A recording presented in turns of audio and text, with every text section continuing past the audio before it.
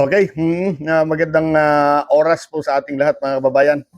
Alam nyo, ngayon pa lamang, sigurado po ako na ito pong si Senator Bongo ay talagang napapaisip na ng malalim ito. Uh,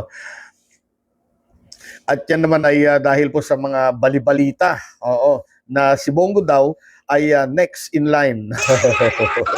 Ito na nga po. Siya daw po ang next to be.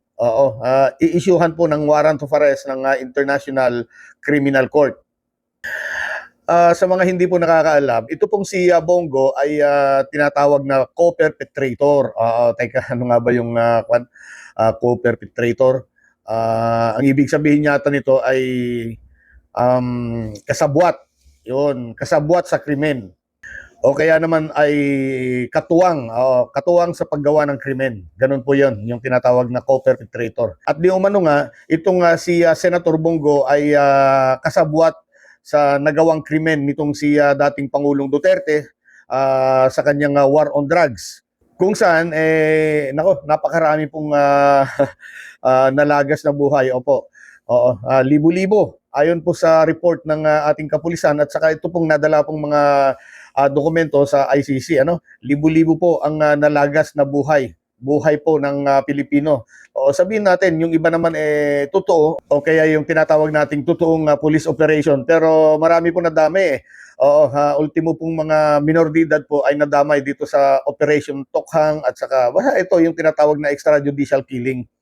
At kasama nga po itong si Bato de la Rosa at ilang pa mga personnel o ito pong mga high-ranking officials ng Philippine National Police noong kanilang kapanahunan, nung sila po ay namamayagpag pa. At ayon nga po sa balita, mga kababayan, maaring itong susunod na buwan ay ilalabas na po ang nasabing arrest warrant para kay Senator Bongo. At lalong kinakabahan pa itong si Bongo. Dahil ayon po sa palasyo, para maiwasan daw ng di umano'y pagtakas ng isang inaakusahan o kaya na-issuean ng warrant of arrest kagaya po ng nangyari po kay Senator Bato de la Rosa. At ito nga, mula sa palasyo, ang sabi ng palasyo ay future ICC warrant of arrest to be enforced immediately. Yung talagang agad-agaran daw Yan ang sabi po ng palasyo. Kaya talagang si Senator Bongo ngayon ay nakakaramdam na po ng takot. Agad-agad ipapatupad ng law enforcement agency. Once na natanggap po ng gobyerno ang warrant of arrest, ayon sa palasyo ay ipapatupad ka agad-agad ang warrant of arrest. Laban po sa mga di umano, sa mga umano'y kasabwat ni dating Pangulong Duterte. Nako po, Senator Bongo, mag-isip-isip ka na. Ano yan? Susurrender ka o magtatago rin kagaya po ni Bato? Mag-isip-isip na po kayo. Mahirap pong magtago. Lalong-lalo na po kung hindi naman po kayo kagaya ni Bato na dating military yan. Kaya alam niya paano magtago o kaya paano takasan ng batas. Pero gano'n pa man, hindi naman magtatagal yan. Lalong-lalo na kung nandito pa siya sa Pilipinas. Hindi po siya tatagal sa pagtatago. Maniwala kayo. Kaya pagka lumabas ang warrant of arrest ni Senator Bongo, agad-agad talagang mapupusasan yan. Kung magkaganon. Dahil halimbawa, lumabas po yung warrant of arrest nandun po siya sa session ng Senado, automatic po yan. Wala na po. Hindi na po pwede yung ginawa po ni Alan Cayetano na binigyan po ng protective custody. Kahit nasa loob ka ng Senado, ay siguradong ipapatupad po ang pag-aresto po sa inyo.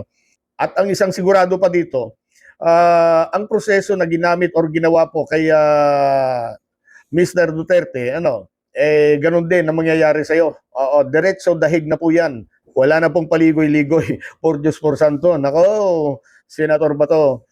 Sana itong mga DDS, wag nyo naman pong kalimutan pabaunan po ng tsinelas. Malamig po sa dahig. Dapat may tsinelas at saka may medyas po ito na pabaon. Malamang po itong mga DDS ay manggagalaitin na naman. Manggagalaitin na naman sa galit. At sasabihin na naman nila, hindi daw makatarungan yan. Hindi makatarungan at isang panggigipit na naman daw po sa kalaban o kaya kumakalaban sa gobyerno. Hindi naman kumakalaban si Bongo sa gobyerno. Kaya lang talagang panapanahon lang kayo ang gumawa ng hindi maganda nung panahon ninyo ni Senator Bato at saka ni dating Pangulong Duterte. Kaya ayan, siyempre, ang sabi nga nila, darating ang araw ng paniningil. Yan. No, pero huwag niyo naman po sanang isisi na ulit kay PBBM kung mangyari man yan. Ano po? Mga DDS, mga taga-suporta ng mga Duterte. Kasi mga kababayan, yan talagang hindi kayang tanggapin o hindi matanggap ng mga DDS. O hindi matatanggap yan. O kaya ano ba tawag doon? Hindi ba matanggap o hindi nila naiintindihan? At ito, uulitin po natin para sa kapakanan nitong mga DDS. Ano?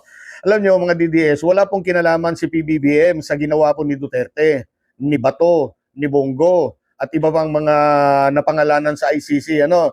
Wala siyang kinalaman dyan. Wala siyang kinalaman. Oo, wala siyang kinalaman sa kanilang mga ginawang kasalanan. Oo, kasalanan Pedro, hindi kasalanan ni Juan. At lalong-lalo na po na walang kinalaman po si PBBM kung bakit sila nasampahan ng kaso sa ICC. Oo, yan, tandaan po ninyo mga DDS. Hindi po nakikipagtulungan ng gobyerno sa ICC. Oo, dahil nga po hindi na po tayo miyembro. Pero sa Interpol, aba, yes. Pero kung sakali man na madala po itong si Bato at saka si Senator Bongo, aba itong si Baste, sa totoo lamang, baka magkahalong lungkot at saya ang mararamdaman nitong si Baste Duterte, kung sakaling dumating doon si Bato at saka si Bongo sa ICC. Kaya ako nasabi, sinabi naman niya yan eh. Siya naman na nagsabi eh. Oo, magkahalong lungkot at saka saya. Ginawa niya sa isang joke pero kahit isipin po natin, ganun talaga ang dating niyan. Maaring malungkot siya dahil nadala po si Bato at saka si Bongo pero masaya din siya dahil may kasama na yung kanyang tatay doon. Di po ba? At ayon pa po kay Palace Press Officer na si Yusek Castro, nais ng pamahalaan na maiwasan ang umano'y pagtatago o pagtakas ng mga personalidad na posibleng mapangalanan sa mga susunod na ICC warrant. At ito pa ang matindi.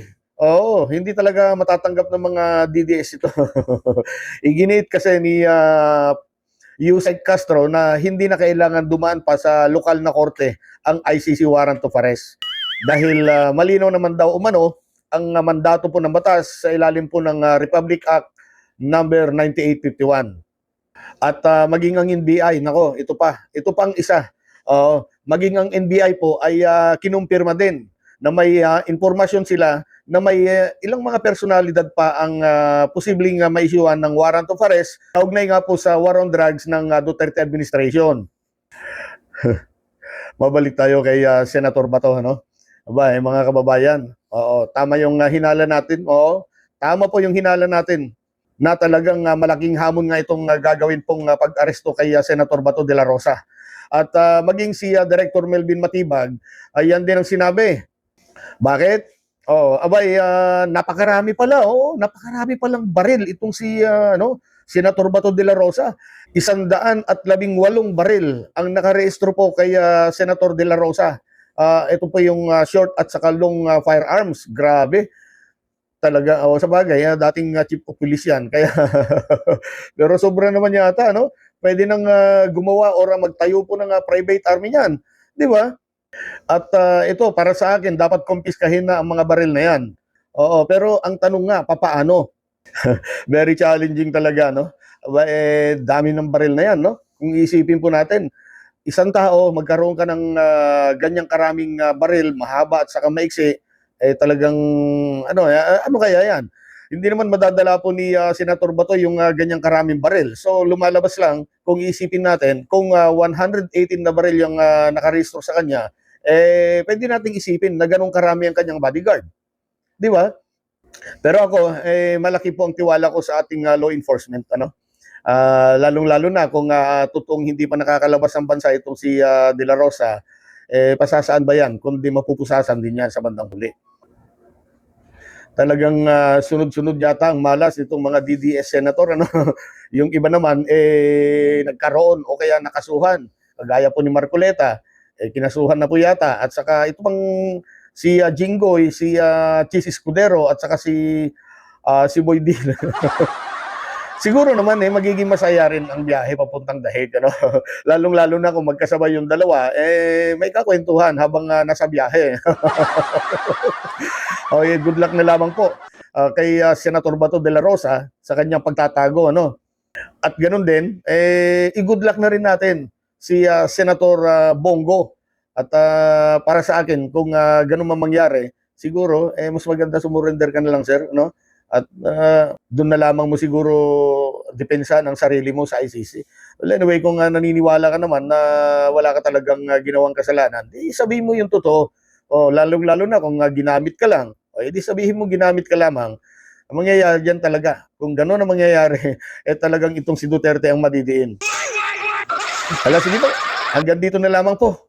At atin pong susubaybayan ang mga susunod na mangyayari o kaganapan sa buhay po ni Bato at ni Bongo.